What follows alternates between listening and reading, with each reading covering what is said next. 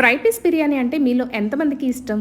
ఇలా కనుక బిర్యానీ వండుకొని తిన్నారనుకోండి, మన అమ్మ చేతి వంట ఖచ్చితంగా గుర్తొస్తుంది. ఎవ్వరి మీద ఆధారపడకుండా చాలా ఈజీగా ఫ్రై పీస్ బిర్యానీ ఎలా చేసుకోవాలో చూసేద్దాం. చికెన్ని బాగా కడుక్కొని తగినంత ఉప్పు, కారం, పసుపు వేసి 2 స్పూన్ల అల్లం పేస్ట్ వేసి బాగా కలిపి మ్యాగ్నేట్ చేసుకోవాలి. వేడెక్కిన పెనంలో నూనె, చూపించిన విధంగా మసాలా దినుసులు, కట్ చేసిన ఉల్లిపాయ, పచ్చిమిర్చి వేసుకొని బాగా వేగనివ్వాలి. మ్యాగ్నేట్ చేసుకున్న కేజీ చికెన్ కూడా నేను ఇందులో వేస్తున్నాను. ముక్కలో ఉన్న తడంతా పోయి ఆవిరికి చికెన్ బాగా ఉడకాలి. బిర్యానీ ముద్దలా అయిపోకుండా ఉండాలి, రెస్టారెంట్ లాగా రావాలి అంటే రైస్ని విడిగా కుక్ చేసుకోవాలి. నీటిలో వేసిన ఈ మసాలా దినుసుల వాసనంతా రైస్కి పడుతుంది కాబట్టి నేను కొంచెం సోంపు, ఇలాచి అండ్ బిర్యానీ పువ్వు, దాల్చిన చెక్క, 1 స్పూన్ నెయ్యి, 1 స్పూన్కి మసాలా పౌడర్ యాడ్ చేస్తున్నాను. మసాలా పౌడర్ ఇంట్లో చేసుకున్నదే.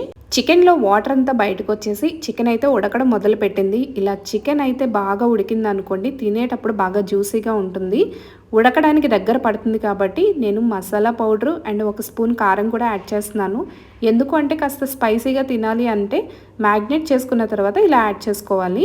రైస్లో కాస్తంత ఉప్పు వేసుకుంటే రైస్ టేస్టీగా ఉంటుంది.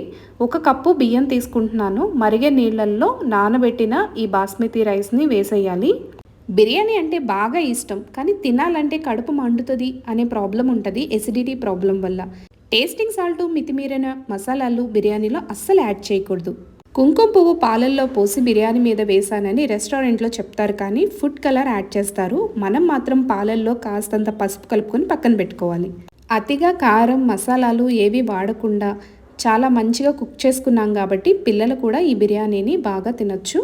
చికెన్ని బాగా నిల్వ చేసి వండుతారు కాబట్టి రెస్టారెంట్లో చికెన్ టేస్ట్ కూడా చాలా డిఫరెంట్గా అనిపిస్తుంది.